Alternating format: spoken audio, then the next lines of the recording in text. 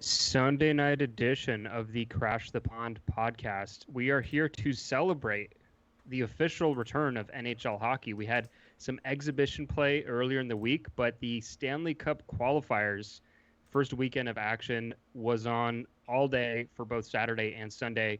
So we're going to talk about that. We're going to get into all of that. We're also going to talk about a little bit of Ducks news. But just as a kind of a quick hitter here, Jake and CJ, how are you feeling with hockey on your television or your whatever device you're using? How does that feel in August in the middle of a pandemic? It feels fantastic. Love it. It's fantastic. I spent most of yesterday just on my couch watching the games. Woke up, did that. Maybe watched one of the games sitting in the sun, and then found some time in between to work out. But, all day was spent watching games. Today, not as much, but it's definitely nice to have them all back. I realized this weekend how much I missed it. Way to just subtly drop in the fact that you just worked out. Yeah. Were you trying to impress Jake? You have a life. Calm down. Yeah, Thank you, CJ. That was actually a very necessary comment. I'm just glad I wasn't the one that had to make it. This is the benefit of the three-man pod. I don't like this three-person pod. I have the ability to kick CJ off right now. Bye, CJ. No. No, for sure. Anyway. I'm super happy that it's back as well. I do feel some conflicting emotions for those of you who have been on the site in the last day or so. I wrote an article kind of about how it's totally okay to feel conflicting emotions. There's part of me that's, super happy. There's part of me that's worried for the players. There's part of me, it's okay to feel that, but I think just the initial high of the fact that, look, we've got hockey back, and so far it's been pretty good hockey. I think I'm pretty stoked about it.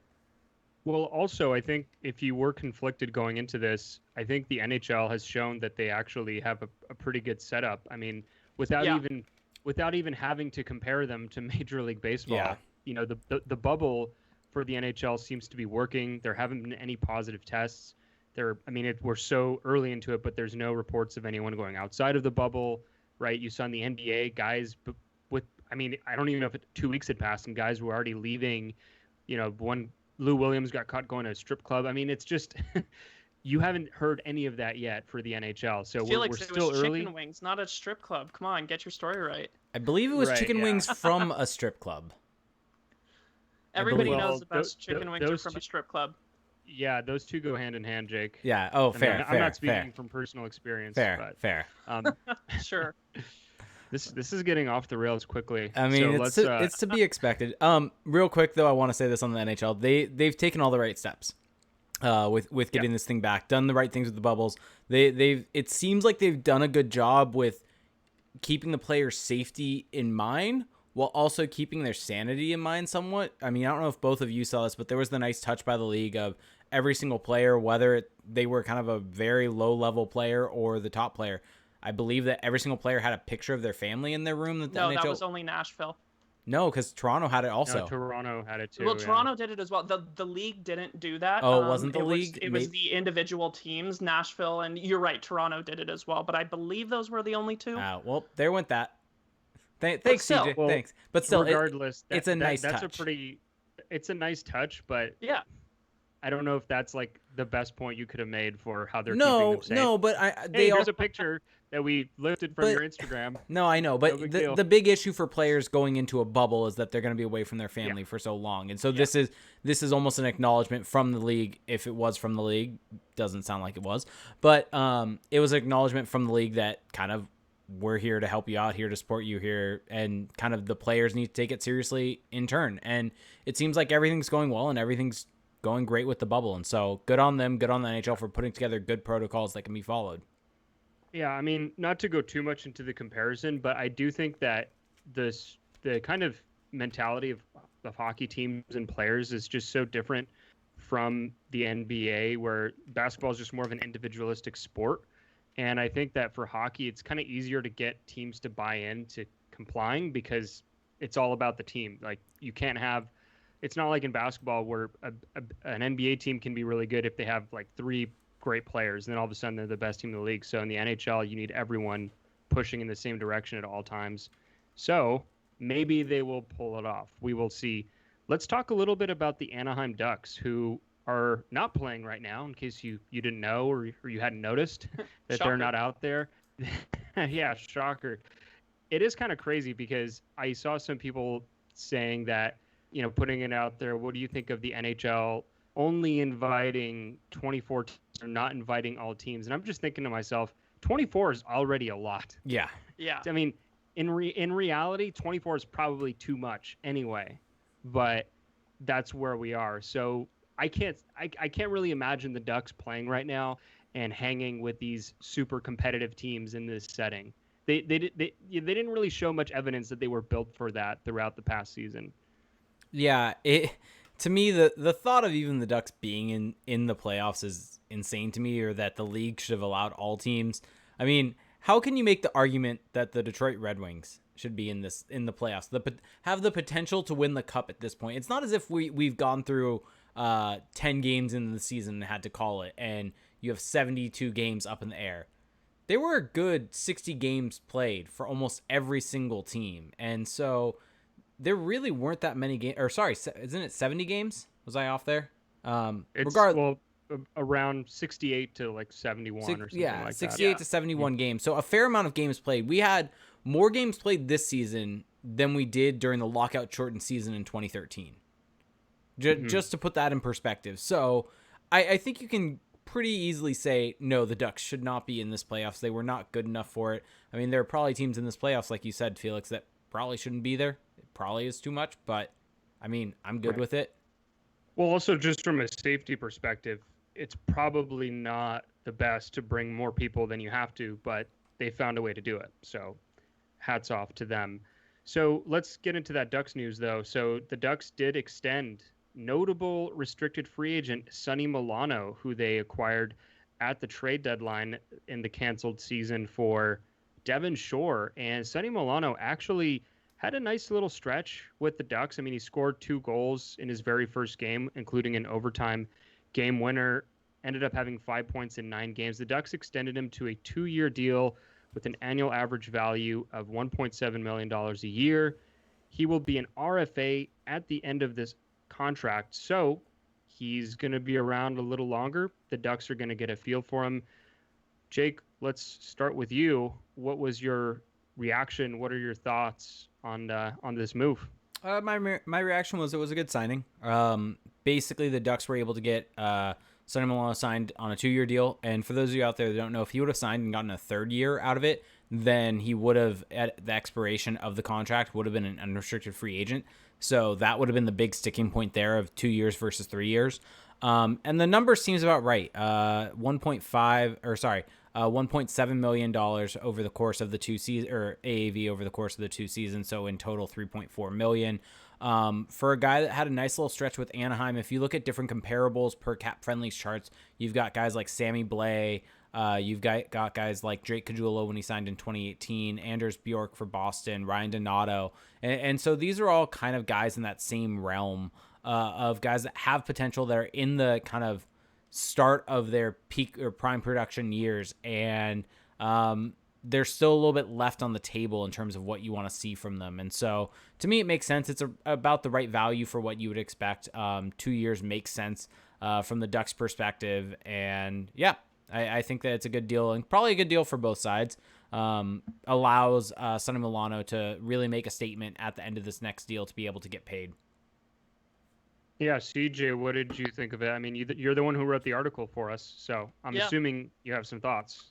I think it was a good deal for both sides. I think Milano has really good upside. There is a chance that he could end up like another, Daniel Sprung or Pontus Aberg, or somebody who has a lot of talent but just can't quite put it together. I think there's definitely a fairly significant risk of that. However, we've seen what we can do. He's shown off that skill. For those of you who saw earlier this year, he scored an incredible between the legs goal with Columbus. So obviously the talent is there, and the early returns for Anaheim were very good.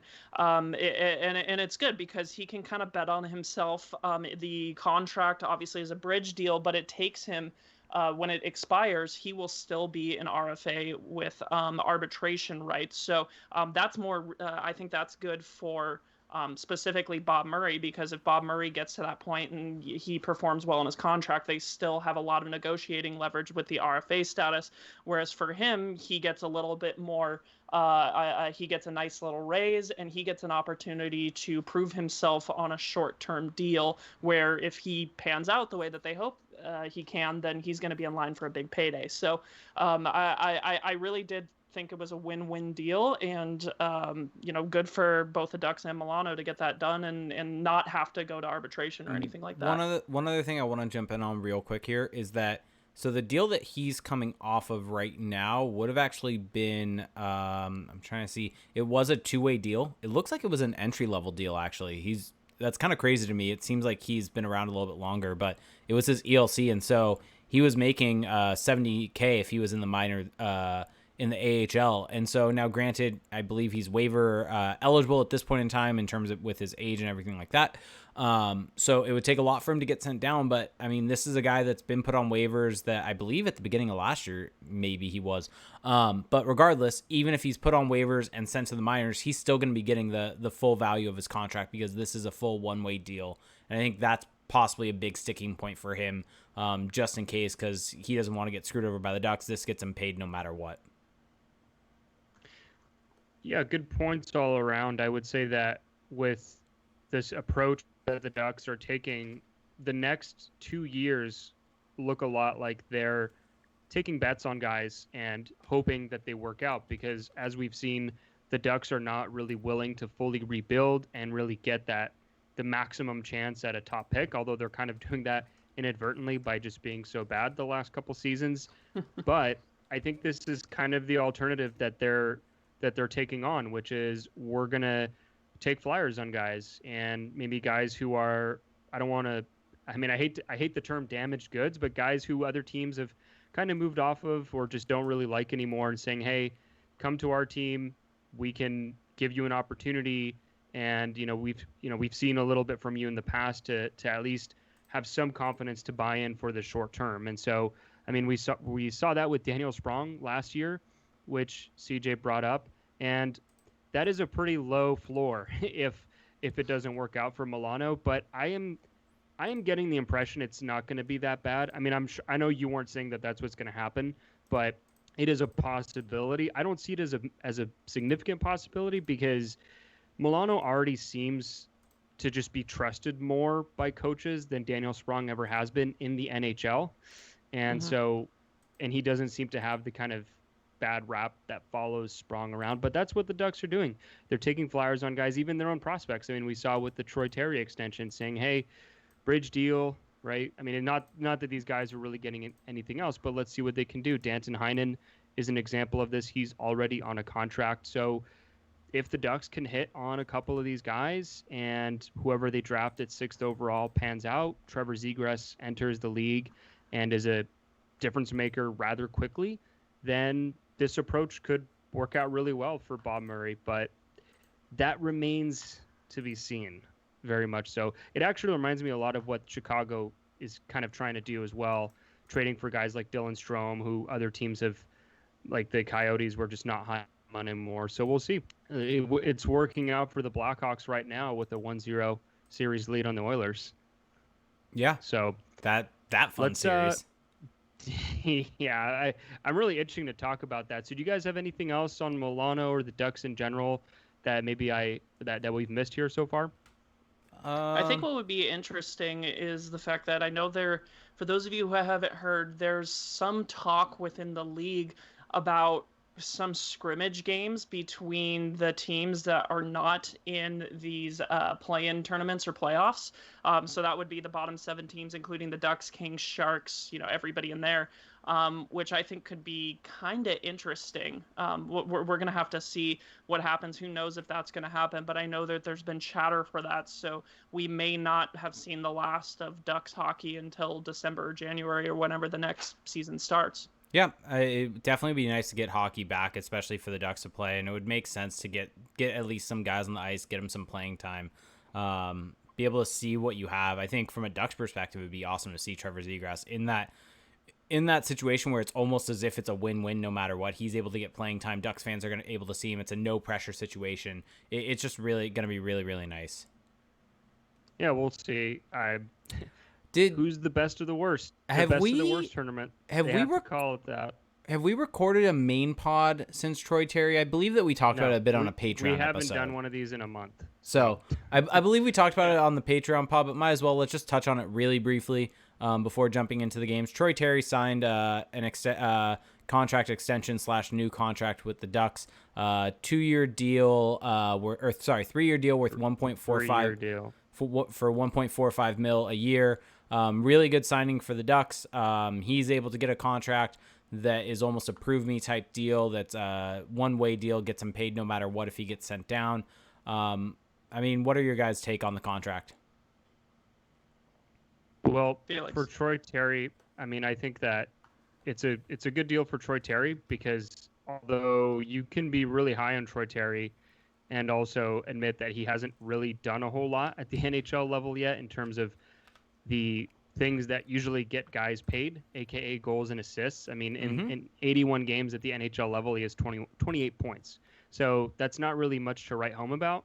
And yet the Ducks have clearly seen enough to trust him with a 3-year extension. And I think it's well-deserved because although it's a modest pay bump, if you compare it to his last contract, which actually had a lot of bonuses worked into it, now he gets more guaranteed money. He's not on a 2-way deal anymore, so he's going to get paid the same, even if he gets sent down. And just by his play, especially last season, both in San Diego and Anaheim, I thought that he actually showed a lot of growth in some key areas, just showing essentially that he could be a contributor in some kind of fashion. I think that it might be still less likely that he becomes a kind of second-line level offensive contributor, but he at least showed that he can definitely be a sound defensive player, that he can draw penalties, that he can work along the wall and, be actually a threat in open ice. And if the production follows to a 40 to 60 point level, then that's awesome during the life of this contract. So I think it's a great deal for him. I think it's a great deal for the Ducks as well. And I think Troy Terry showed enough last season to make this a good bet to make. And I think personally, I think he will make good on that bet and become a quality second liner for this team. I wrote an article about it at the fourth period, did a bunch of digging on Terry, and I got to say, he was good last season. Of course, I'm not trying to make it sound like he was a first line or anything like that, but I think he had a quietly solid year, and he showed also down in San Diego that he's just too good for that league. He's not going back to the AHL, and I think that his contract kind of reflects that with the fact that it's a one-way deal. You could almost say that #Troy Terry is very good. Right? Well, he's very good. He's very good in a specific context. Yep. Not to say that he's a first liner or he's going to be an all-star or anything like that. All right, CJ, what did you think before we move on to the games?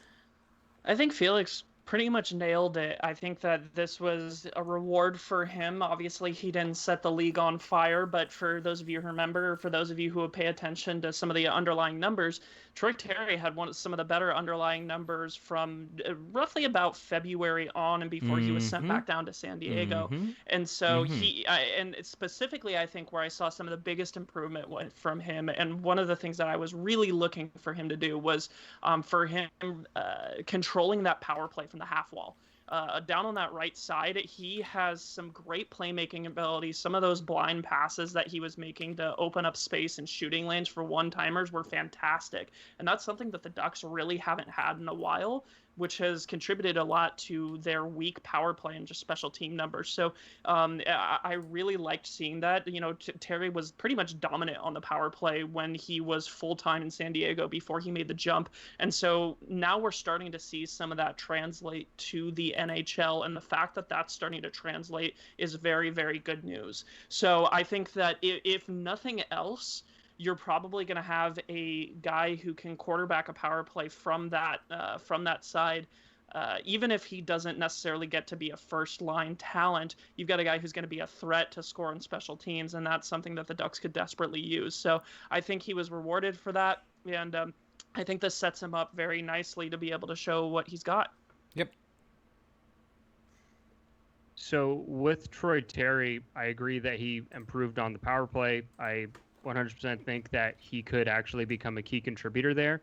But Jake, I know that you've been frustrated at times with how the Ducks have developed Troy Terry, and I think at this point you could almost say that they've done a good job with him. I mean, if you look at just come along, he wasn't playing this well in his first season. You could argue that maybe this would have happened anyway, that it's just a natural progression, but you do see guys come out of college or junior and they don't really have this kind of development curve.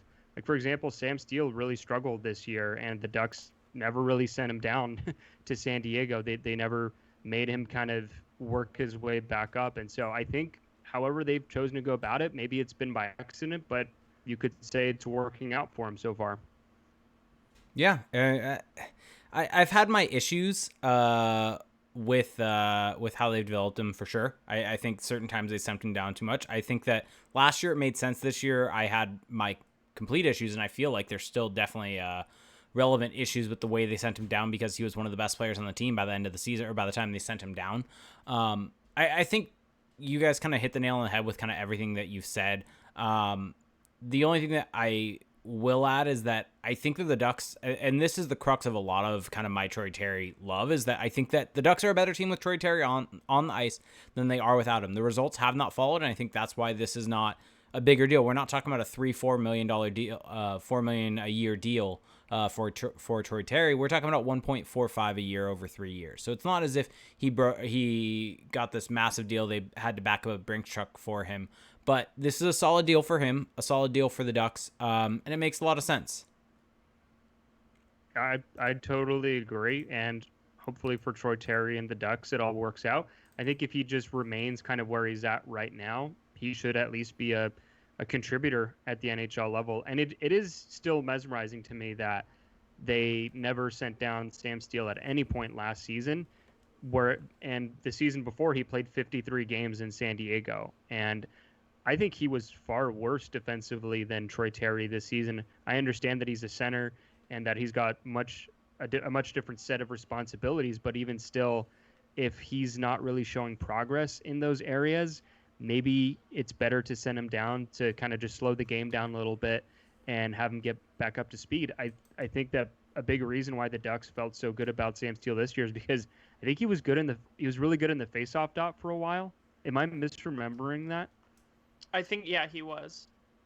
Yeah, so he was winning faceoffs, but I don't know what other evidence there really was that he was this solid every night kind of center for the team. And so, I mean, I don't, it's not that I want them to send down Sam Steele, but I do think that it's just interesting, the dichotomy between how they've treated Steele and how they've treated Terry. So, moving on, anything else you guys want to add about that?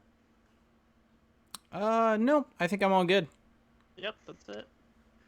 Okay, so with all of that being said, it's time to get into these games that we watched over the weekend. So for everyone that's been listening to us, whether you're a new listener or you're a longtime listener, you're obviously a listener because you're a Ducks fan or you follow the Ducks and you want to know more about the team. Right now, the Ducks are playing, and whenever there's news relating to the Ducks, we're going to do everything we can to break that down on the pod and get that to you. But there's a lot of hockey going on, and so we figured, why not just talk about it? Why not talk about these games? People are watching. There's not a whole lot else going on right now, and so if maybe you're not that interested in this, that's fine. You don't have to keep listening, but we figured if you enjoy how we talk about the Ducks, you enjoy that kind of coverage, we're just going to bring that to the rest of the playoffs here and give you something, give you our reactions to what you're watching on TV, since I would assume that if you're listening to us, it's because you want to hear our reactions and what we have to say. So we're just going to bring that to a much wider net, a much wider array of teams. So it's going to get interesting. If you are following us on Twitter at Crash the Pond, we posted an article on Friday with all of our predictions. And so I'm not going to just list them out right now because that would be a little boring, but we will mix them in, and you will see how they kind of affect our reactions here. So let's start. Also, I want to say, if you want to hear our more well thought out kind of explanations for the pick, at least for me and Felix on them, Go check out the most recent Patreon episode. It was me and Felix kind of breaking down these series and going through why we picked things the way we did. Well, also on the website, we actually... So it's funny you say that, Jake, because CJ and I gave decently well thought out explanations for our picks in the article. Wow. You provided one sentence for each pick. Welcome, everybody. This is the Roasting Jake pod. Should I? Is it the Roasting Jake pod, or is it the exposing Felix and CJ? Let me just quote Jake Rudolph here. I am going with my heart in this one and picking the Coyotes because they are wearing the Kachina jerseys. That simple. Yeah. You know what? To be fair, though, that Kachina jersey is fire. I'm not sure you really need much more. So, hold up one sec. Let's back it up. Back it up for a quick second here, please. Let me defend myself. We had established early on Friday morning, I believe, that we were going to do this article, that we were going to come up with picks. Felix added, do we add a description for why we were picking things? I said, sure, but let's keep it brief. And then Felix was like, all right, so like a 1-sentence elevator type pitch. I was like, sure, 1 sentence to 2 sentence is great. Well, I did mine first. 1 sentence, 2 sentence, pretty much all of mine. You go to Felix. It starts to get a little bit more in depth. 2 to 3 sentences, maybe 4 for some of them. Then you go to CJ. Way more. So I just would like to establish that I followed the prompt that we had all set, and I got those rugs taken out from underneath me to make me look bad. Well, I just want to clarify that that's what we said early in the morning, and the article didn't go up for about 4 hours later, and you saw what we were typing in the post. Nope. You had time to see that. Nope.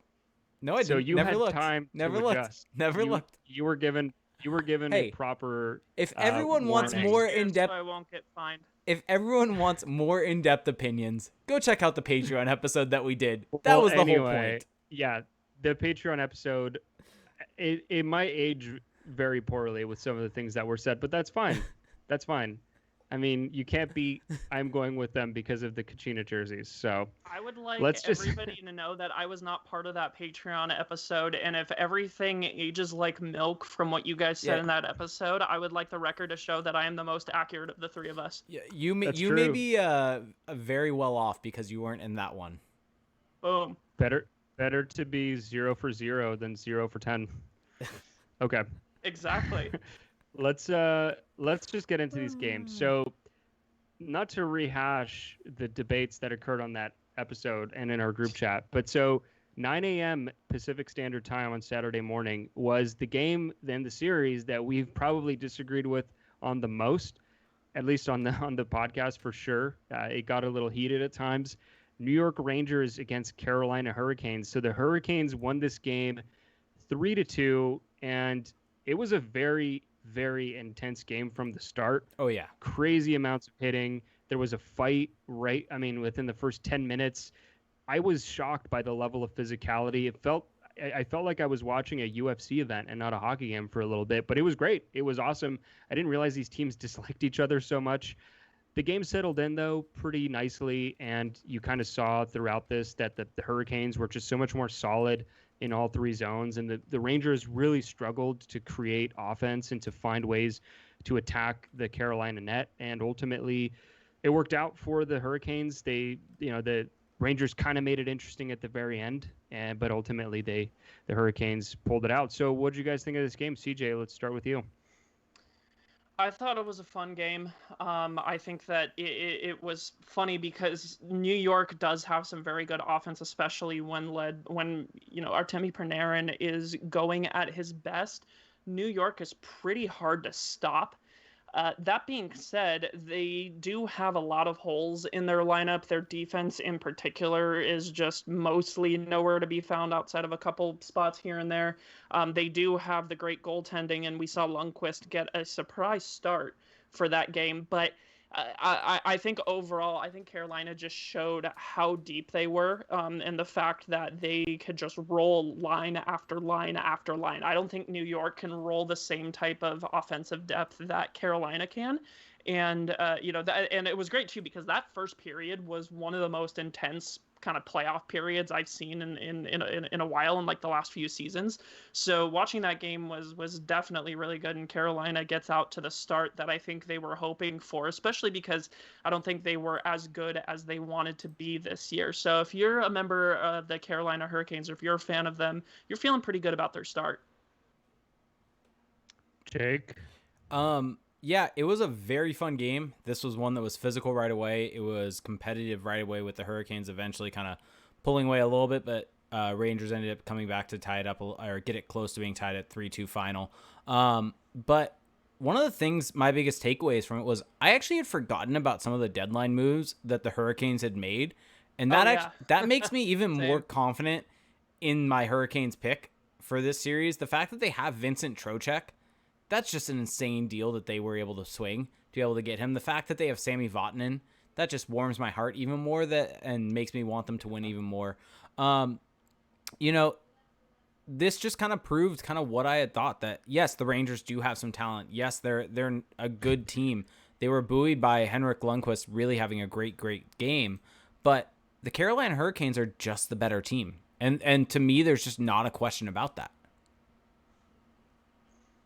Yeah, I would agree. One thing to note in this game is that the Hurricanes were missing both Brett Pesce and Dougie Hamilton. Yep.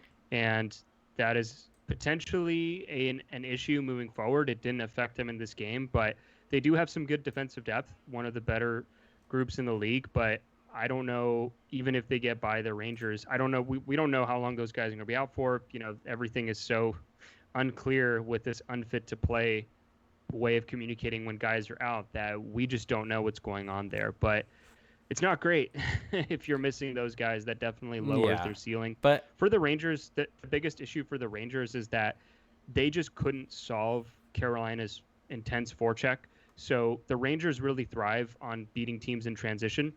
And so what you'll see is that they often have always at least 2 to 3 forwards just floating up by the blue line in the defensive zone, because they want that kind of quick up pass off the glass or up the wall, and they just go flying. But when you have a team like the Hurricanes is sending guys constantly pressuring, the Hurricanes actually dump in the puck at the highest rate of any team, at least in the last regular season. So they're going to grind you down. And if you don't have a forward that's coming low for that easy bumper pass, it's going to be really hard to break the puck out. And that's what I just kept seeing, is the Rangers just refuse to adjust to that. And I think that they're going to have to change a little bit about how they play if they want to make this series competitive. The issue is, are they even capable of doing that? So I could see this series getting very short for the Rangers unless they make some key adjustments. But we'll have to see. And we'll see. I mean, Henrik Lundqvist played great in game 1, but he didn't have a particularly good season for them, a good regular season. And so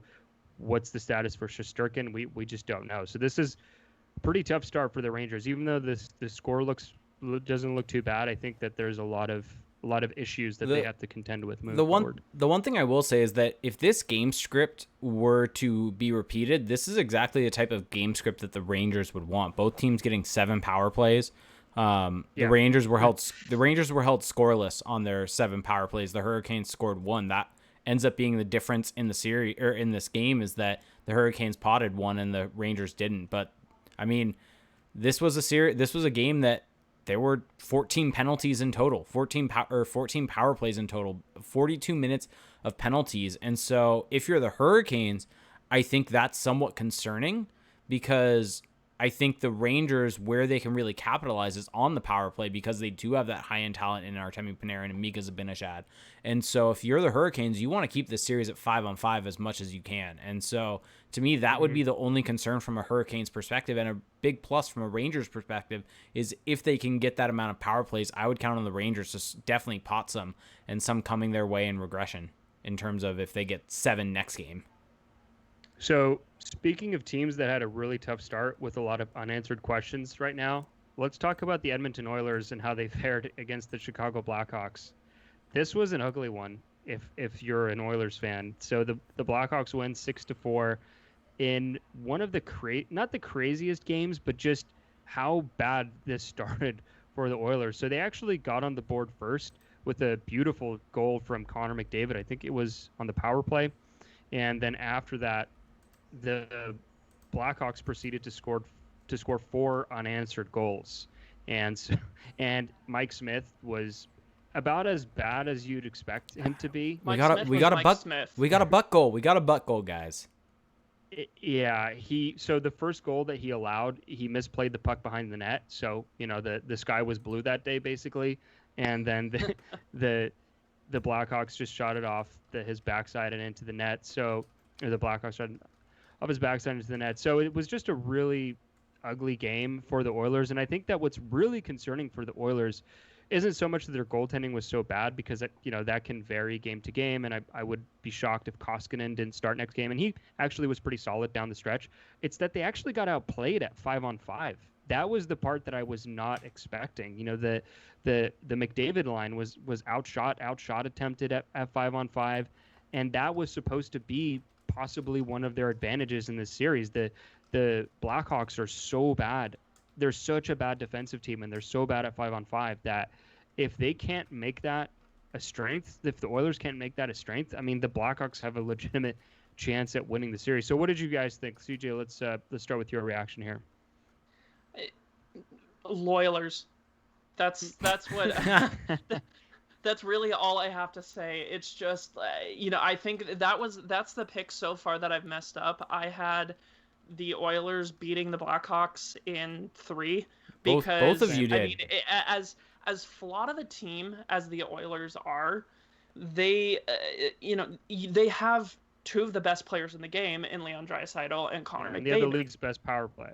So and they that have the should league's matter. best power play. Exactly. And the Hawks are just not good. Like, yeah, they can pot some goals here and there, but like, to be completely honest, they just don't have it. And so the fact that Edmonton just completely collapsed, after that first goal, and I know they kind of made it interesting a little bit at the end, but I was kind of shocked at what went down here. And the fact that Connor McDavid was outshot, McDavid is not good at defense, like, at all. But that being said, he usually creates so much offense that at the end of the day, it doesn't matter too much. And that just, when you basically see what happens, that if McDavid is basically shut down for the most part, his goal aside, this team is really in trouble. So that's going to be something to pay attention to going forward. Yeah, you hate to see it. Yeah. Jake, sound a little more sarcastic, Felix. So one thing I did want to just say though, quickly, sorry Jake, is that Fine. I actually still have faith that the Oilers can win this series despite this ugly first game. Because the Blackhawks, I'm just sticking to the Blackhawks are bad until they actually win a series. I'm not going to say they're good until they pull it out. I'm still feeling pretty confident in my Oilers in 5. Don't get me wrong. I think that is still pretty likely to happen.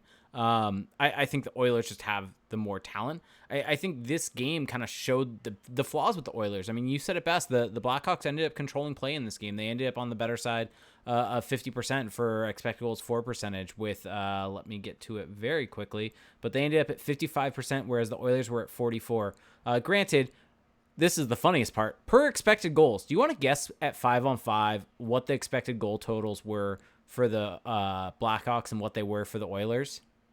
Is this money puck or natural stat? Natural stat trick at 5-on-5. Well, just tell us. 1.48 to 1.17. Yeah, I mean, but I believe there were also a lot of power plays. It in was this game. There were 3 goals scored at 5-on-5. All of them were for the Oilers. So the Blackhawks, all of them were for the Blackhawks. My bad. All of them were for the Blackhawks. Every other goal in this game was scored on the power play. So, but I mean, that kind of shows the Blackhawks control played. They had all 3 goals at 5-on-5 in this game. And I mean, you look at some of the stats from the season, it's not as if that there was a big gap between these two teams. The Oilers on the season were, per Evolving Hockey, 48.69 expected goals for percentage. Blackhawks were 47.38. The Blackhawks actually would generate more chances per game, 2.5 expected goals for per 60 as compared to the Oilers' 2.39. And so it's not as if the Blackhawks don't have offense. They actually would generate more chances at 5-on-5 than the Oilers would. the thing for the Oilers is they had the power play to back it up and really be able to capitalize on things. And so this is a situation that it's not shocking that the Blackhawks were able to dominate the play against the Oilers because, I mean, let's be real. The Oilers weren't a great team this past year. And I think that's the key. I think that's the key thing here. It really is. So it's going to be interesting, but the Blackhawks did not show much better either in the regular season. And so I still have faith that the Oilers can win this one, but that I would be lying if I said that faith wasn't shaken a little bit after this game. I did not expect them to be so lackluster, especially at even strength. So we shall see. I mean, according to some, it's because Connor McDavid is not enough of a leader or something like that. He's not charismatic enough. God. He said that his blandness was rubbing off onto teammates. We've already just got insane takes coming from that one loss, and we've got another game to talk about involving a Canadian team, which I'm curious to see what the hot takes are going to be. So let's move on to another game that was a little less high profile. It's the Florida Panthers against the New York Islanders, but I actually enjoyed this game. I mean, it definitely was not. It was pretty much the polar opposite of the Oilers game, where this one ended up 2-1, Islanders winning. And if you look at expected goals in all situations on Money Puck, it was 1.6 to 1 in favor of the Islanders. So this was a classic Barry Trotz Islanders game. They got a lead and shut it down the rest of the way. I thought that overall the Islanders did exactly what they wanted to do. They got good goaltending. Sergey Bobrovsky didn't actually look that bad to me. One of the goals he let in was through the 5-hole, which wasn't ideal, but overall I thought he was fine. So I had the Islanders winning this series in 5 games, I think, on our website, and I'm feeling pretty strong about that still. So, Jake, how is your just thought process looking right now with this series?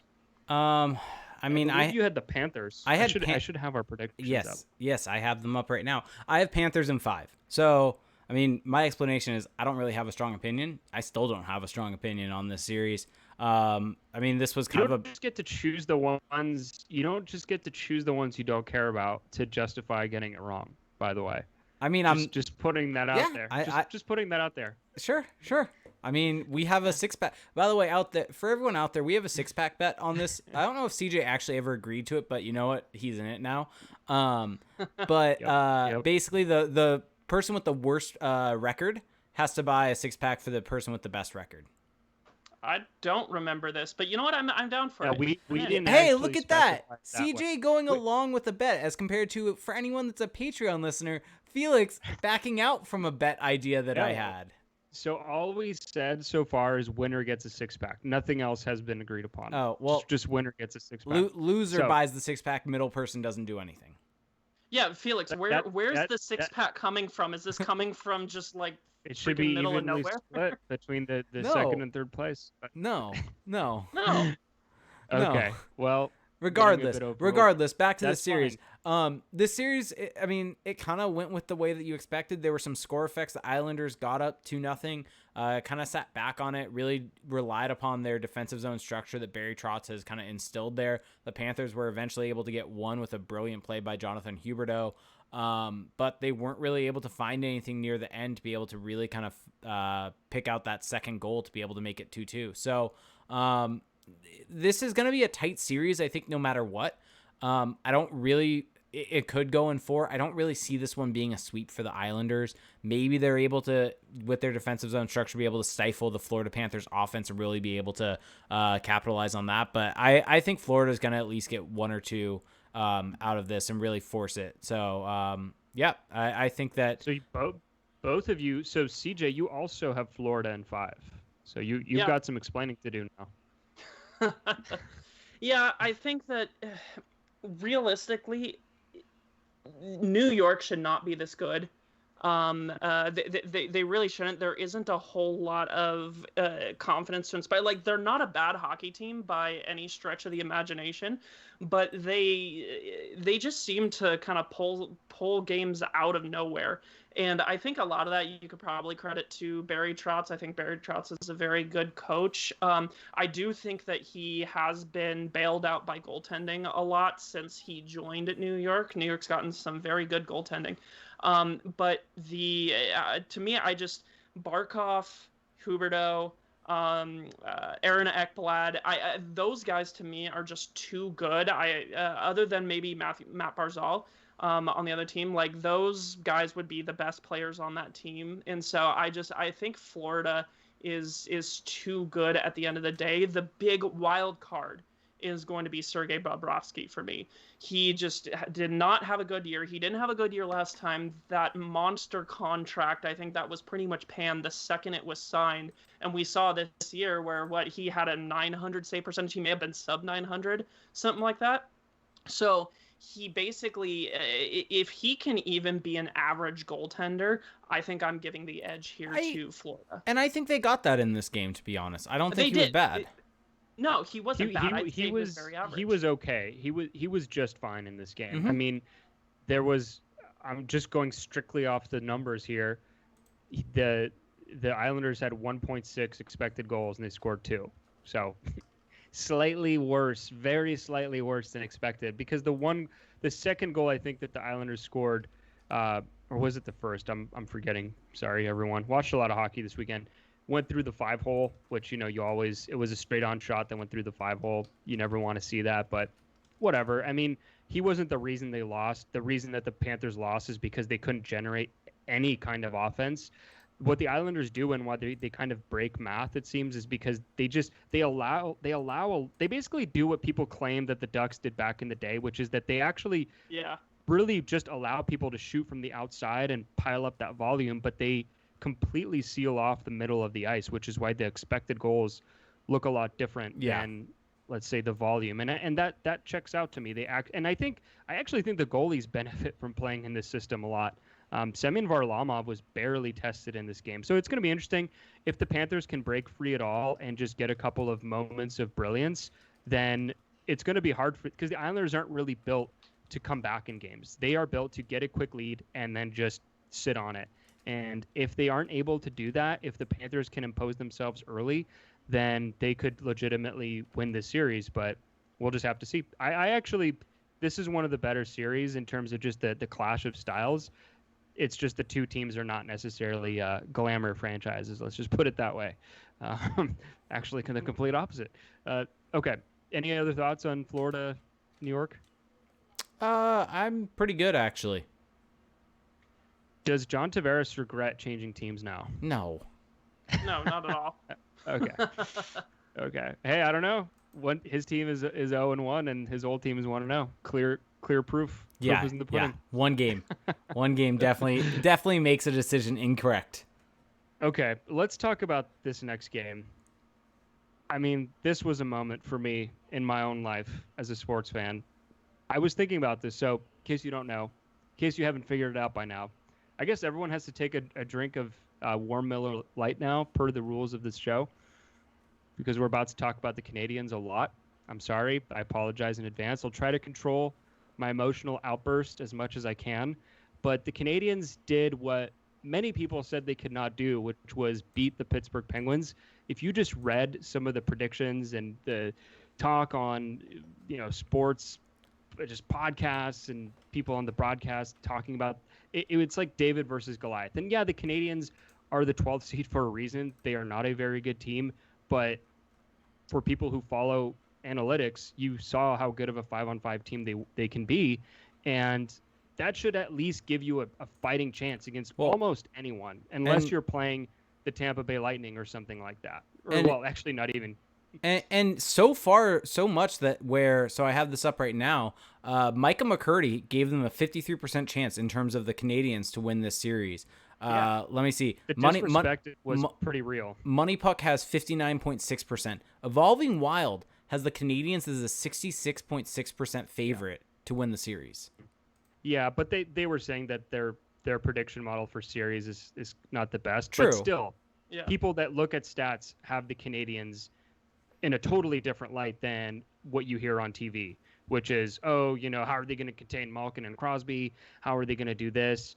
And look, I think that the truth is kind of somewhere in between. I think that the numbers paint a bit of an optimistic view of the Canadians, but I also think that the broadcasters and just kind of the more mainstream media is basically just in an indirect way are basically just showing how much they didn't follow the Canadians this last year. It's like, oh well, yeah, if Price plays well, they have a chance, and yeah, that's all I'm going to say because I don't know anything else about this team, which is fine. The Canadians have not given people much reason to follow them the last couple of years, so they win this game 3-2 in overtime. It was about as exciting of a playoff game as I've watched in a long time. It was good. The Canadians got out to a 2-0 lead with the first goal coming from Jesperi Kotkaniemi, who looked great, by the way, had very good numbers on the night. And then Nick Suzuki with just a gorgeous glove side snipe on Matt Murray. And then the Penguins came roaring back, tied it up 2-2. The game went to overtime, and Jeff Petrie on one of the prettier game-winning goals you'll see typically in overtime in the playoffs, especially if it goes a little deeper. It's going to be kind of an ugly one. This was pretty. Gets kind of a loose puck, curls it around the defender, and then just snipes it far side on Matt Murray to win the game. Now, what's interesting, we just went on this rant about how much the Canadians got disrespected. The Penguins outplayed them very badly in this game. It was especially brutal. Yeah.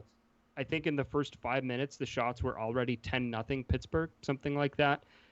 But Carey Price was MVP Price for a night. We'll see if that continues. So, Jake, what did you think? Take the ball and run here. I think the thing also, as you mentioned, yes, the Penguins came out like they were shot out of a cannon.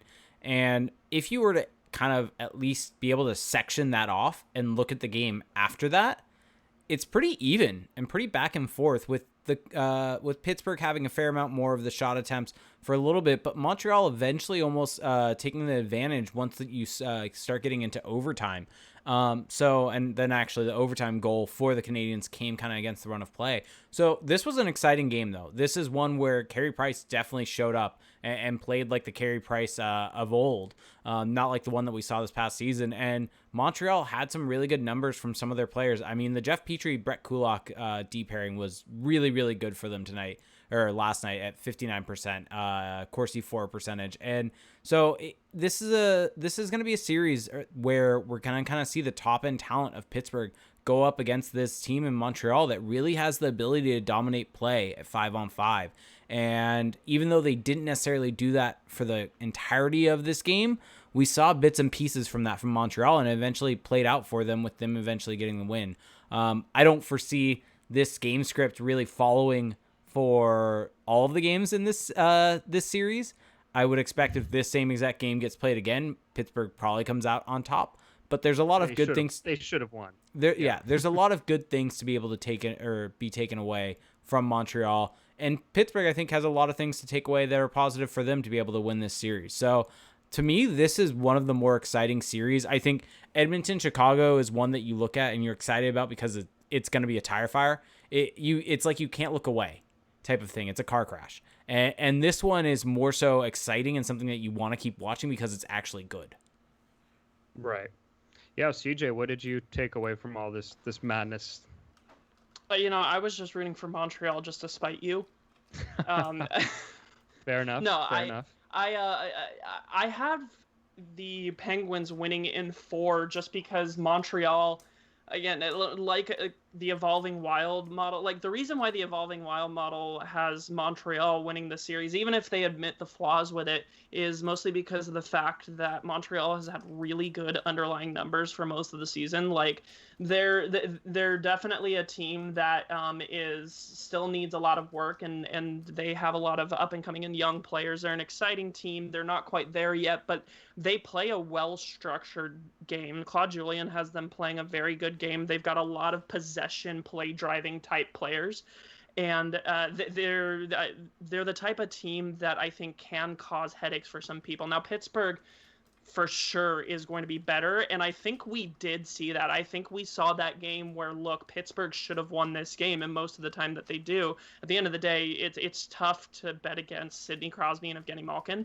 among several of the other supporting players, but at the end of the day, Montreal has the ability to steal some games, especially with Carey Price in net. That being said, given the way that the ice was kind of tilted in Pittsburgh's favor most of the time, I'm really skeptical that we're going to see the same result next time. I think Pittsburgh is going to come out a lot harder.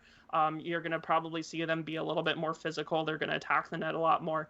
And it'll be really interesting to see how they respond to this game. And how they respond is what's going to kind of define the best teams. It's going to be really interesting. Although clearly, for everyone who doesn't know, I am a Canadiens fan. I don't make any secret of that.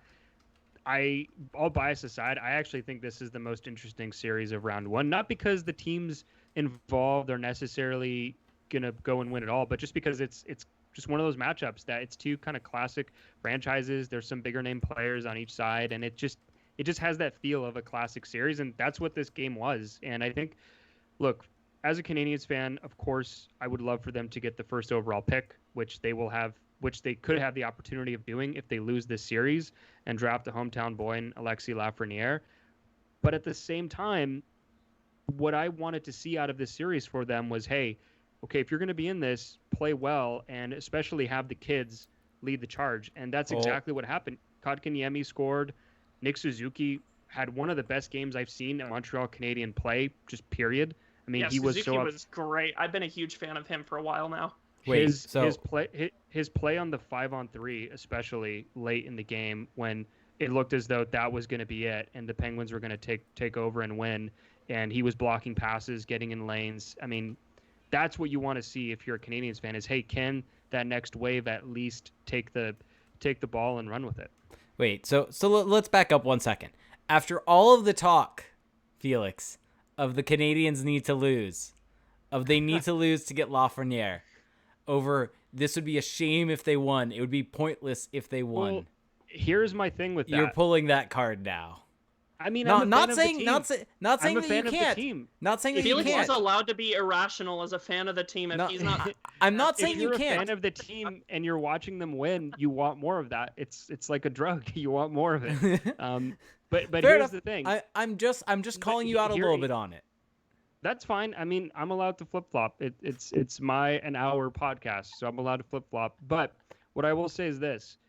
With this team, what was important to me and kind of what the more I thought about it going to the series was that as long as the kids get an opportunity and are the ones leading the way or are really showing improvement and that they are benefiting from playing in this context, that's what's most important. So, yeah, if they end up losing the series, then I'll be happy still because they will have a chance at Lafreniere and they will pick higher regardless.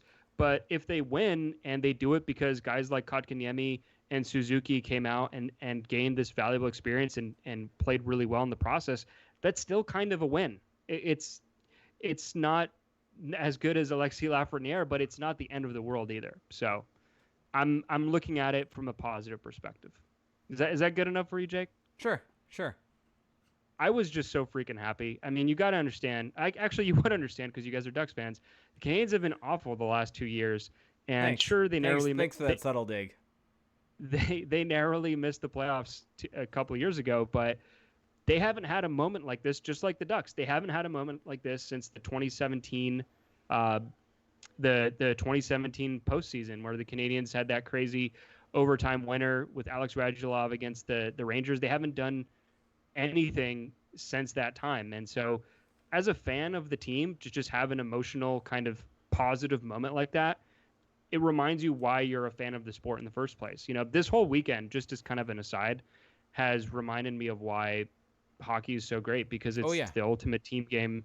But there's also a crap ton of randomness. There's these awesome moments with overtime winners. I mean, it was just the best. This game was the best. Okay. Yeah. Hopefully I didn't lose everybody in the process there, but allow me to have my moment. This was quite a bit for me. I'm allowing it for this show. Next week's show, depending on if they are able to finish the series, we'll see if we allow you this much time on Montreal. We'll see. CJ and I will confer. Hey, CJ and I will confer. This game was also the best game of the weekend. So I think it's justified in that way. Yeah, probably. You're right. Name the better game. There was no other game that went to overtime. Yeah, you're Maybe right. Colorado, but that was in the round robin, so I don't know if Also, that counts. didn't go to overtime. Yeah, exactly. So let's move on. By the thinnest of margins. Yeah, literally the absolute thinnest. Let's move on here to the final game of the night on Saturday. Calgary Flames against Winnipeg Jets. So for the sake of transparency, not that this wasn't going to be given away by Jake anyway, I picked Winnipeg in the series in 5. It was a very contentious pick on our Patreon pod. It got a little heated there. Oh, it did. And of us 3, I'm the only one who has Winnipeg not only winning the series, but winning a game. So CJ and I are correct. Have Calgary in 3. Yeah, CJ and I are correct. And it's looking pretty good for you because Matt Tkachuk purposely sliced the back of Mark Scheifele's leg. He did not. That was not on purpose. By the way, Paul Maurice does not lie. Paul Maurice is full of it. By the way, there was a tweet that was put out. I'm trying to look at who it was from. Speaking of Mark Scheifele, let me find it really, really quickly. Sarah Orlesky, who I think covers them for TSN, said, "Source tells me tonight that Mark Scheifele's injury is not believed to be long-term, but he's still doubtful for Game 2 Monday afternoon. Patrick Laine is also doubtful." Yeah, that's about as bad. This was the absolute worst way to start the series if you're the Jets, because if they're going to win, it's going to be a long series, but they absolutely need those guys, Scheifele and Laine. The formula for success for them is a lot like the Rangers against the Hurricanes, where they can be exciting offensively, and if they're getting saves from Hellebuck, they can do that. And if you're missing those guys, you're basically eliminating the only avenue that you have to winning this series. So I'm not feeling pretty good right now about any of this, I got to say. Yeah, it's... Did you guys have any reactions on this? I mean, Winnipeg is a team that has pretty much no defense to speak of, and maybe one good line. Like I mean, realistically, the only reason they weren't, competing for the first or second overall pick in the lottery was because Connor Hellebuck just absolutely balled out the entire season. Like, yeah. Hellebuck should win the Vezina. He should win MVP. He's got a legit case for MVP. Should have. And so that's the thing, is that if Winnipeg is going to win any games, it's basically going to be on the back of Hellebuck. And for a while there, Hellebuck was, again, getting just absolutely shelled during this game against Calgary. Say what you want about Calgary. I do have questions about Calgary being able to put away teams, but I don't see any reason why they can't easily take care of Winnipeg, and especially if Scheifele and Laine are going to miss some time. That's at least like 50% of your offense right there. They basically don't stand a chance. Yeah. That is a hard one to look at. I just think Calgary is the better team, although it is interesting that in 38 minutes and 46 seconds of 5-on-5 time, Winnipeg Jets controlled play 58% to 41% for expected goals for percentage. Some of it definitely some of it's definitely going to be score effects there, though. But the game itself was not so bad. It's just the things that happened that are not game related, aka the injuries. And I think the one of the big things to point out as well is that Johnny Gaudreau, the goal that he scored yesterday was the first goal that he'd scored since 2015 against the Ducks in that second round series. So it's been a long time coming for him. Yeah, I mean, the Flames are an interesting team. They're just so uninspiring to me. That's why I kind of just went with the Jets pick, because I thought, why the heck not? But you want it to be contrarian. Now I am finding out why the heck not. So yeah, I mean, the Jets it's okay. The Jets defense is not good. I think that's the biggest thing. What's weird about their defense is they have some guys that I like, that I think are decent, but for whatever reason they're just it just doesn't pan out on the team level. I think the issue is they have a lot of good second pairing guys. Yeah, like Dylan DeMello, Josh Morrissey, even a guy like Nathan Beaulieu. I mean, these are not awful defensemen. No. they're just too high up in the lineup. That's the exact issue there, is they just don't have the defensive depth, and they're putting guys in positions to fail essentially because they just don't have the depth there. And I think that's the biggest issue. And even their forward group, I mean, their forward group's solid at the top end, but besides that, it kind of thins out real quick. And I think that's the big issue for them. And I think even if a game like last night happens again where Winnipeg does control some of the play, I just don't necessarily believe they have the talent. I mean, maybe Hellebuck was fine, but he wasn't outstanding in this game. Maybe if he's able to kind of get to where he was during the regular season, maybe he's able to steal one. But I think the Flames have too much firepower for Winnipeg to keep up with, even with Hellebuck playing insane. That's fair. So I talked about how Montreal-Pittsburgh is or could be the best series in this qualifying round. And then I remembered the game that happened this morning, Sunday morning, between the Coyotes and Predators. It was a pretty good game, and those two teams are pretty evenly matched. So just for the record here, I'm sensing we should put this out before each recap. So Jake had the Coyotes, shockingly, we've already talked about this, in 4 because of the Kachina jerseys. It's fine, whatever. And then I had Nashville in 4, which was also very contentious on our Patreon pod. That one was also a tough one to get across. And then CJ had Arizona in 5. So this game was interesting because it looked really bad early on for the Predators. A lot of their bad kind of tendencies came out, some really awful penalties taken, and the Coyotes went up 3-0 in the first period. They scored late in the first the Predators scored late in the first to make it 3-1, and eventually clawed their way back into the game, lose narrowly 4-3, and they really dominated the kind of latter half of the game. Of course, the Coyotes were sitting back pretty heavily, but the Predators at least showed that they could turn it on. And if you look at expected goals in all situations, the Predators actually edged out the Coyotes there on Money Puck, and at 5-on-5, they dominated. It was 1.69 to 0.82. So there was a lot to take away from this game, actually. It was an interesting one. Let's start with Jake, since he is, not to disrespect CJ, but I think Jake has been the more vocal Coyotes supporter. Sure. So let's start with you, since you're actually not more vocal. You're the more fanatical. Am I? Coyotes supporter. So let's start with you. I mean, I feel like CJ and I are on the same page, and you just want to call me out on things always. But sure. No, you're. I mean, you literally wrote you're picking them because of their jersey. That is the definition of some a of these series are legit coin flips, and we're talking about a completely random 5-game series on some things. It's all a bunch of mediocre teams that couldn't make the playoffs. Yeah. So now they're all playing each other. Some of these picks, go with the fun decision. Go with that reasoning. No, you have to have strong opinions. You have to have that's what this is about. The Nashville jerseys are trash, and the Arizona Kachina jerseys are great. So that's there we go. What we disagreed on so much was the Nashville jersey. Yeah. Oh, because you said that their old jerseys were better, which I just totally disagreed with. The current Nashville jerseys are awful. The current Nashville jerseys are some of the worst in the league. They're not awful. They're not some of the worst. CJ, would you like to chime in very quickly? This is an important matter. We're talking about fashion here. I mean, dude, there's really no argument here that Arizona absolutely wipes the floor with Nashville. No. But are Nashville's home jerseys the worst in the league? They're not. They're down there. They're competing. I don't know if they're worse than the league. I think you could argue Arizona's home jersey, not the Kachina jersey, might be worse than Nashville's. No. I disagree. I like the Coyote logo that they have. Yeah, you're wrong there. I like them too, but I'm just saying it's not in no, I like the Coyotes. I actually like what they've done. I'm just saying I don't think that they have this awesome look.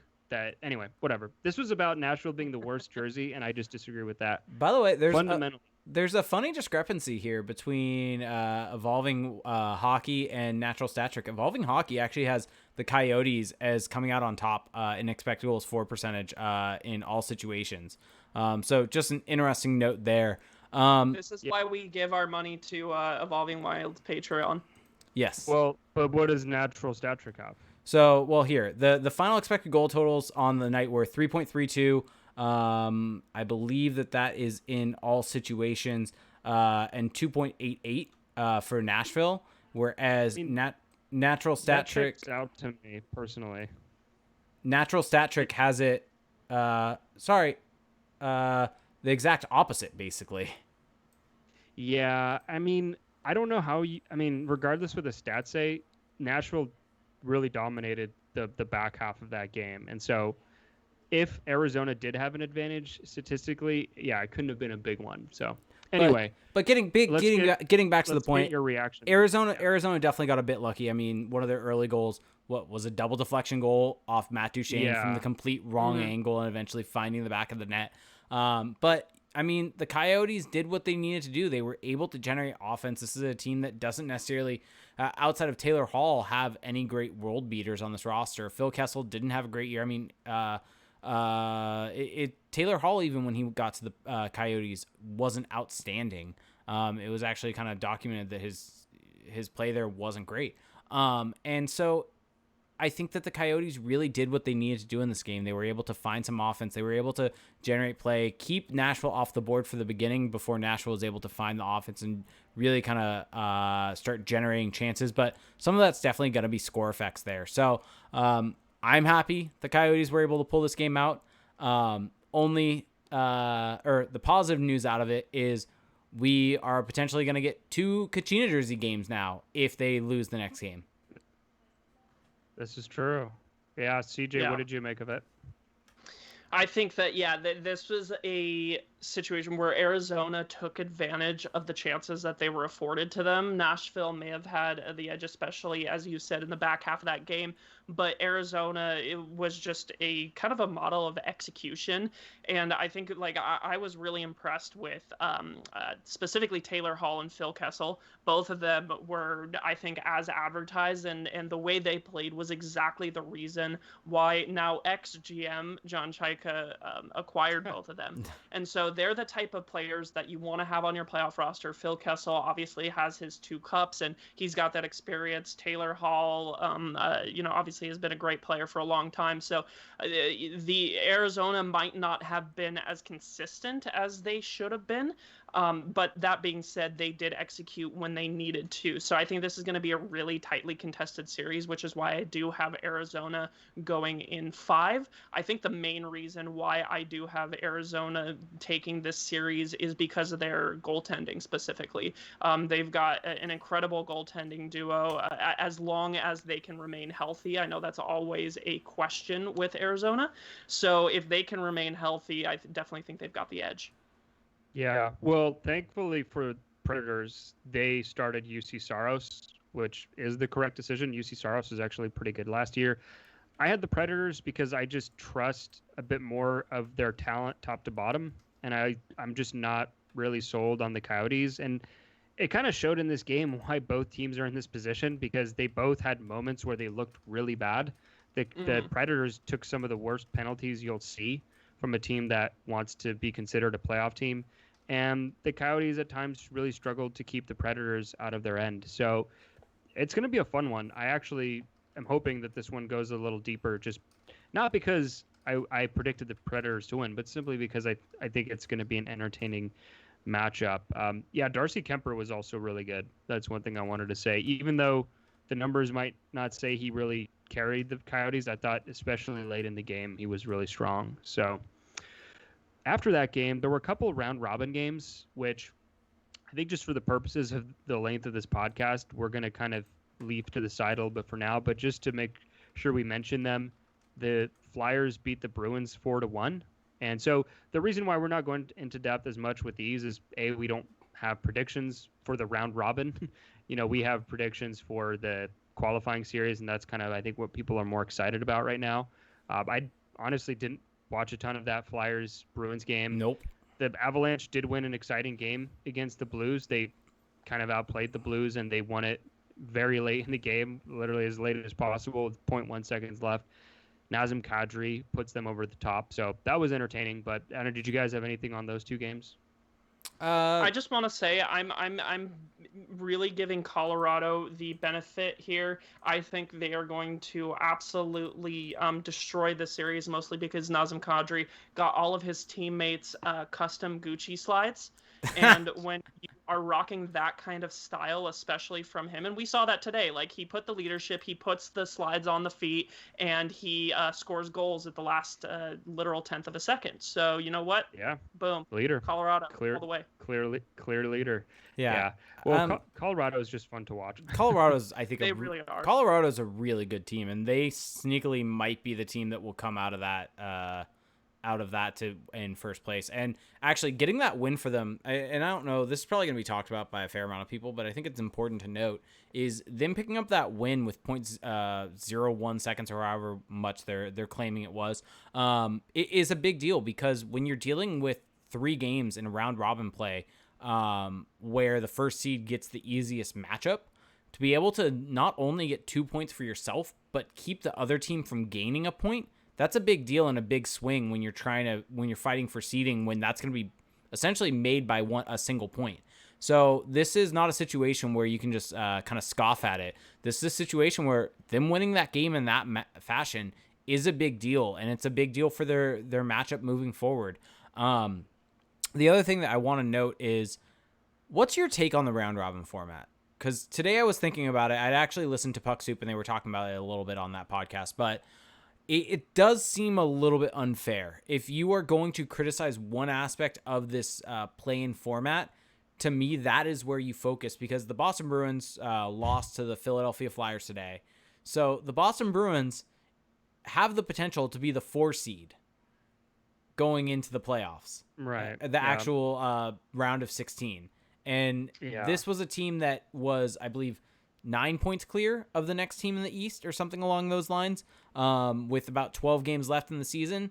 So to me, they really probably should have done something along the lines of, you come into this with however many points you had in the regular season, and then you just add to that with these games. Yeah, I mean, I get where you're coming from with that, but nothing is normal right now. True. So fair. But like if this was a fair system, they would have not invited 24 teams. True. if this was fair, the Montreals, the New Yorks, those teams would not be here at all. So it's just inherently unfair.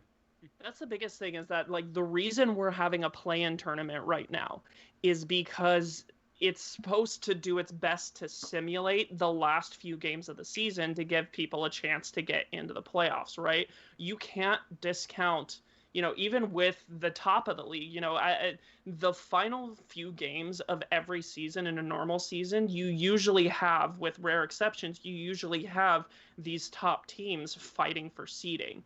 And so if you're going to expand the quote-unquote playoffs to 24 teams to try and get to a final 16 in an effort to simulate basically the last few games of the season, then you kind of have to be consistent. You have to do that the same thing for the top seeds. Is it the fairest system? No, not really. But like Felix said, nothing is normal, and you kind of have to be consistent on both ends of the standings. I'm not necessarily saying I disagree with how they're doing it. I think the group play is fine. I think that that's a fine way of doing it. My issue is that, yes, those final games you're fighting for seeding, but for instance, so Boston had 100 points in 70 games. The next closest team in the East is Tampa with 92 points in 70 games. So there were 12 games left for Tampa to make up 8 points. That's not going to happen. That's just not. No, probably not. But you also can't just go straight and be like, okay, Boston, you get this. Everybody else fight for seeding. No, but I think what they should have done is some sort of weighted format. Even if it wasn't necessarily they come in with 100 points, Tampa comes in with 92. Some sort of format that would have allowed for Boston to have a better chance of getting the first overall seed. I think that in some ways that would have been the better way to go. Because I guarantee you, if Boston ends up as the 4 seed, and Toronto ends up winning. Is Toronto the 5 seed? Is that right? Or no, 5 seed's Pittsburgh. But there could be reseeding. We could get Boston, Toronto in the first round if Pittsburgh loses to Montreal and Toronto wins. Why would that be an issue for the Leafs?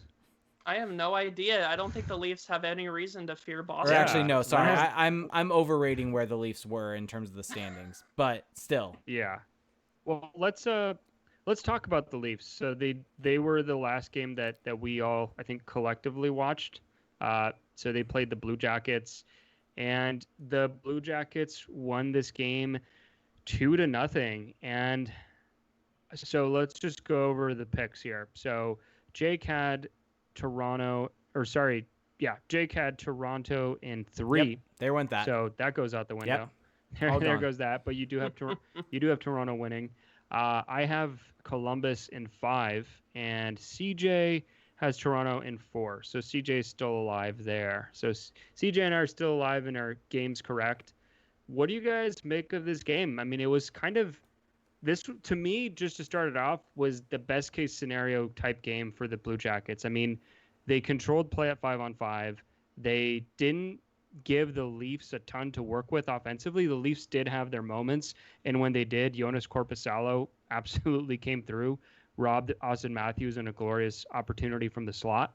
So probably the Leafs should have had at least a goal on the board, but when you get the goaltending and you play as solid defensively as the Blue Jackets did, this is what happens. And then on top of that, the one goal that was scored, not an empty net from the Blue Jackets, was a pretty soft goal let in by Frederik Andersen, just a shot from the wing by Cam Atkinson. And in a weird way, though, although that goal it looks bad, Andersen made other great saves throughout the game where you could say, okay, he would have let in one at some point. If it hadn't been that one, there's probably a point where he should have let in a goal, just the way that the Blue Jackets were generating chances. So this is tough for the Leafs, obviously, because they couldn't really get their way offensively, and their defense, it didn't look horrible, but it also did not show this tremendous growth. It's just one game, but it's just going to be interesting. Let's start with CJ. What did you think of this one?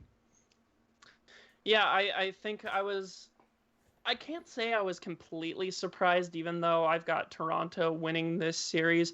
We saw basically the same exact thing last year from Columbus in their shocking sweep of the Tampa Bay Lightning, where they just lock down. They know how to get into shooting lanes. They know how to basically make life absolute hell for opposing offenses. And we saw that tonight. Korpisalo definitely bailed them out on a couple of times when they couldn't get that down. But realistically, if you look at a lot of the numbers, I just posted some of the game charts on my Twitter, that the Toronto, for the most part, other than a couple of players, really didn't get much in the way of quality chances.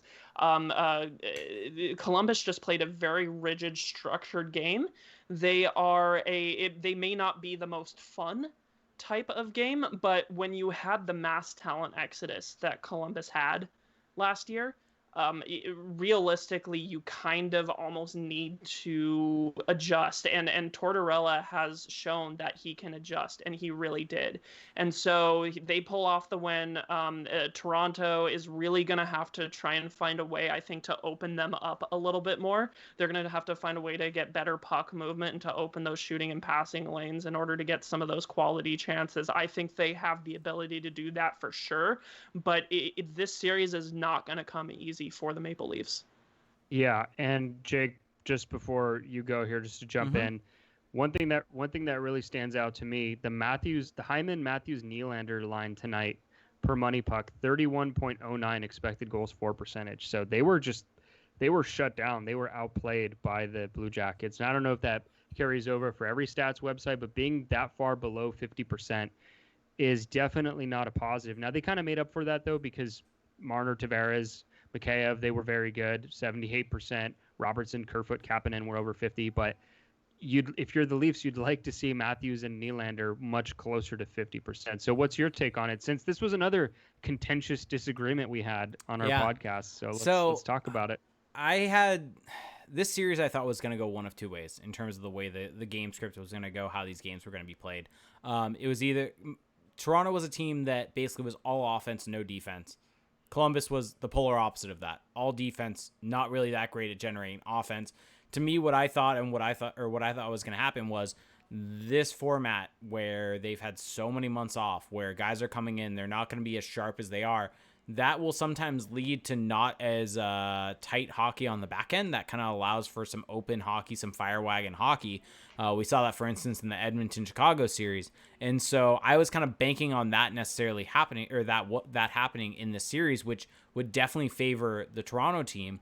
Columbus and John Tortorella basically proved me wrong, that they were able to get their players playing well in the defensive zone, having their structure all set, and really shutting down a high-powered Toronto offense and limiting the chances. There was a point in the third period where Toronto was trying to generate offense, and they were struggling to just get shots off. Not only generate high-quality shots, but just get a shot on goal. And to me, that just kind of shows what Columbus does well. And I just didn't expect them to be able to do it in this format. And to me, that's the most surprising thing. That's kind of why I went for Toronto in 3, and I was wrong on that. So I still think Toronto probably is going to end up winning this series. I think their talent's going to come through. I think that probably there's going to be a couple games that will be more open than tonight was, just because of guys coming back and getting their fitness together. I think that they're not going to be able to maintain that level of defensive zone structure. There will be more breakdowns as we move along in this series, but this went the way that I wasn't expecting. Yeah, well, clearly you didn't expect it because you had the Leafs in 3. But what I would say that's kind of a bit negative for Toronto is that whereas for like Edmonton, let's say, or, you know, other teams that lost their first game, there's at least something that you can pick out and say, okay, well, if that goes a different way, or, you know, maybe that a certain specific factor is easily correctable, or it's just a luck base. With Toronto, there's just not really a whole lot to say for them in this game that's along that vein. You know, it's a lot of just they need to find a way to be better. They didn't suffer from bad luck. They didn't there's not like a clear and obvious weakness in this one that they can just swing immediately. I mean, Seth Jones is just so very good. I mean, his pairing with Zach Werenski tonight, 65.75% expected goals for percentage, playing a ton of minutes against the Matthews line. So this is what you get when you have the computer boys running a hockey team. It's just a textbook shutting down of a very high-powered line. So that's going to be interesting, that push and pull. I agree with you, Jake, in the sense that I have this going 5 games, so clearly I think Toronto is too skilled to be held down for very long, but winning game 1 is big, and winning game 1 in this fashion is also very important. So right now, there's only 1 game left for the weekend that's still going on. Minnesota is up 2-0 with 5 minutes left or so in the second period. Just for the record, both of you had Minnesota winning. CJ had them in 4. Jake had Vancouver in 5. My apologies to Jake and your picks. I also have Vancouver in 5. So didn't watch a ton of that game, but I did see Kevin Fiala scored, and he is very good. Kevin Fiala and Jared Spurgeon. Another bad trade for the Nashville Predators. Man, also I wanted to point out, Matt Duchene was awful today for the Preds. Yeah, and he was really bad.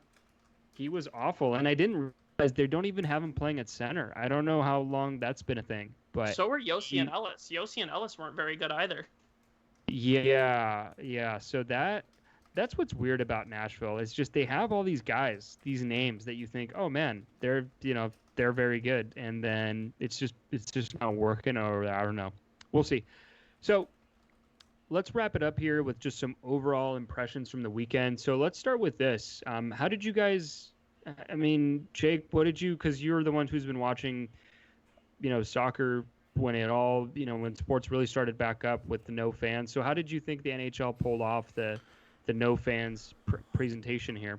I thought the no fans presentation was pretty good. I think it kind of just, I think I'm just neutral on it. It's not great. It's not like blow the doors off. No one should like it.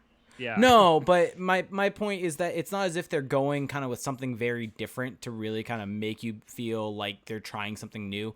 What I really wanted out of this was for them to try something different with camera angles. Do a rail cam. Do a sky cam of some sort. They kind of did that with the drone camera. Yeah, a little bit. Yeah. A little bit, but not. Yeah. My point is do more of it. I actually love that camera angle. Yeah. Do more of it. You provide different feeds for people to use, and maybe I just have missed it, but I haven't necessarily seen it over the weekend. But I want to see more of that. Yeah. They did it a lot. Anyway. Yeah, fair enough. Maybe I missed it. I have to say, I really do like how they've outfitted both arenas, especially with those huge screens up there. Sometimes it gets a little weird with some of the content they're putting up there. For those of you who watched the Edmonton game, watching Hunter, their mascot, like lift up his shirt and show off this like weird set of 6-pack abs. Like, I really don't get what that was. Like, sure, Hunter can go on TV and he can lift up his shirt and show off his abs, but when I do it at an NHL arena and show off my dad bod, I get kicked out of the arena and told never to come back. So I think that's a little unfair. But other than that, I think overall, I think the arena looks pretty good. So I'll give them that. Yeah, I think that those screens that they've added in that little kind of middle piece behind the benches, it's really nice looking and very different. Yeah, well, that's the thing. I'm just glad that they tried something and not just an empty arena. There is kind of a feel to it that minimizes the kind of empty feeling of the arena, and that's good. I thought that the player just intensity overall was very, very high. These games were highly competitive, and that's good to see. You know, I think this might be a kind of a depressing window into making people realize that having fans in the building or how loud the fans are maybe doesn't affect how hard the guys play. Maybe if you yell at them to shoot, they might just not do it anyway. Yeah, there's several players who have talked in the past where they say like the crowd noise usually kind of affects them like early on, but once the game starts, most professional players kind of tune it out. Well, because they've been playing with crowds their entire lives. So at a certain point, it just becomes the norm. And I think we overrate that a little bit. I mean, of course, we all want fans in the building. We're all fans of the game at the end of the day. But I thought that the games were just as intense as they've ever been, if not more so. And these are just competitive guys who want to win, and you could see that. The only thing I really dislike, and I understand why they have to do it because of censorship regulation, but the reversed audio between whistles is just so bad and so nauseating. I just despise it. Sounds like they're performing a satanic ritual on the ice. I have a feeling like a pentagram's gonna happen in like center ice, and all of a sudden the ghost of Gordie Howe is gonna like come up out of nowhere, and it's creepy. It's just so weird and bad, and the worst thing is sometimes you can still tell that they're swearing. Yeah. So I don't know if it even really accomplishes the like stated goal of that, but I get why they have to do it. I mean, you just can't have guys swearing out loud on TV over and over again. But yeah, I mean, I was actually pleasantly surprised by all of it. I didn't know how they were going to do it. I think the league that's done it the best is the NBA so far with their presentation, because they've actually created something almost just completely, I mean, they have created something completely new by really kind of closing off the playing surface and having that wall around it with the virtual fans. That part's kind of weird, but at least it makes it feel like it's on the stage as opposed to the NHL, where you still can clearly see it's in an empty arena. But overall, I'm a big fan of it. So love it. Love to see it. Love to see the NHL On back. this note, Lewis X209 had a question saying, do you like them playing the away team's goal horn /song? I could care less personally. I don't but care there are people, either. Yeah. There are people, including players, who apparently didn't like that. Really? So, yeah. There was I forget who said it. I think it was yesterday. I mean, this weekend is a blur of being on Twitter and watching games, but someone said it at some point that they didn't like that. So weird. Interesting. Yeah, I don't think it matters. Well, okay, so something I want to ask both of you, because there's obviously, with all the sports, there's a lot of contention about this, and I don't know if we talked about it. What is your opinion on specifically the fake crowd noise? I'm for it. I don't really care either way. I think in baseball it sounds really bad, but for whatever reason in the arena it doesn't sound as bad. I feel like it's and not they also that... seem to play it a little less. Yeah, I feel like it's not super loud in the hockey ones. It very much almost just feels more like white noise in a good way. Yeah. Where it's just the ambient noise that you expect to hear when you're watching a hockey game. And so it just kind of feels like natural. A Tuesday night Ducks game. Yeah. Exactly.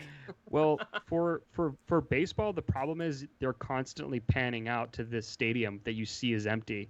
So having the crowd noise is just bizarre. But with the NHL, the way it's zoomed in and where the seats are covered, you could almost believe, if you knew nothing, that maybe there are people in the upper decks who are cheering, So it doesn't sound so out of place.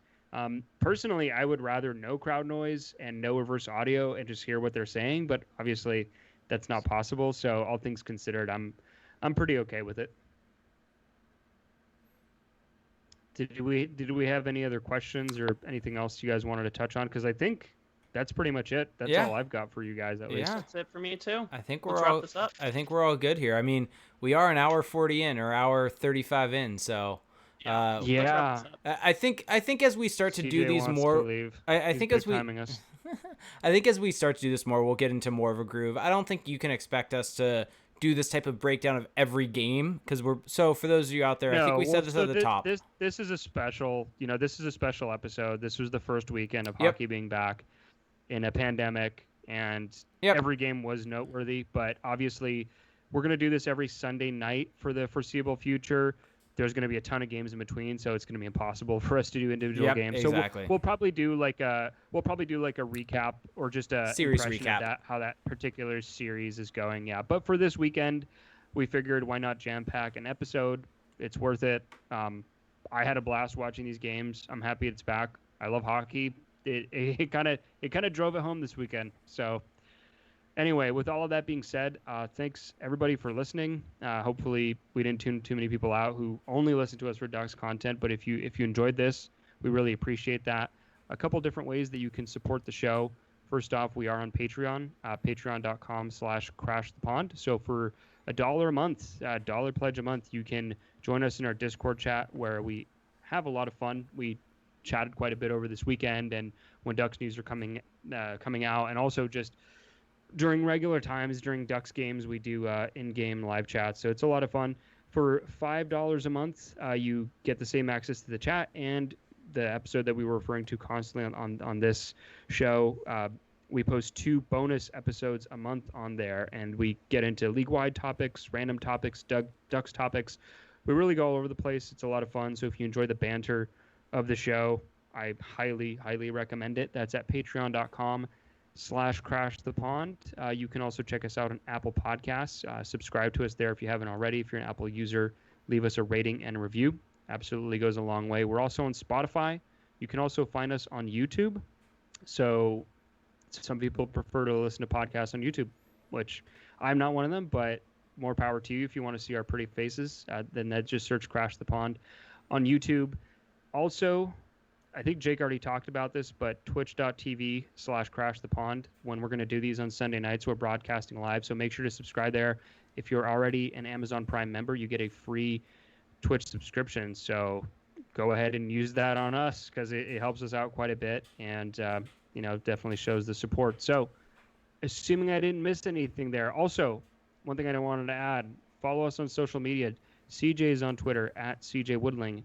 Jake is on Twitter at ReindeerGames91. I am on Twitter at Felix_Sicard. Of course, check out CrashThePond.com at CrashThePond on Twitter and on Facebook. So that is going to do it for us tonight, guys. Thank you so much for listening. Hope you had a fantastic weekend and a great week, and we will talk to you next Sunday. Bye.